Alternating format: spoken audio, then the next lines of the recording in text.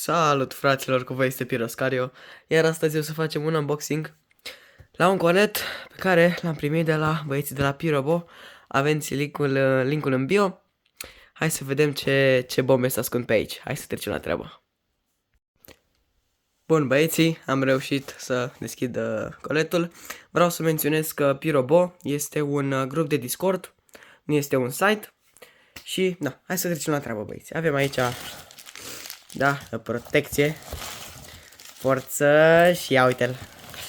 Ia uite-l fraților, ia uitați-l. Mamă, scrim 100 direct. Scrim 100 băieți, ia uitați-l cât e. Forță, limited edition. Ia să vedem noi.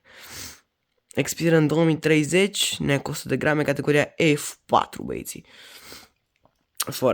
Forță, rău de tot. Deocamdată atâtea am petar de mare anul ăsta. Vă promit băieții că anii care o să vină o să comand mult mai multe, pe tărți mai mari, de genul.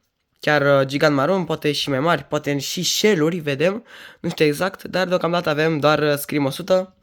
Și mai sunt petardele astea, da, pe care le știți deja, cei care mă cunosc. Și ce să zic băieți, cam atât a fost cu acest videoclip. Nu uitați dacă vreți să vă achiziționați și voi petarde de genul, care sunt niște bombe. Da, aveți link în bio băieții. Cam atât a fost cu acest videoclip, eu am fost Piroscario, v-am pupat, ceau!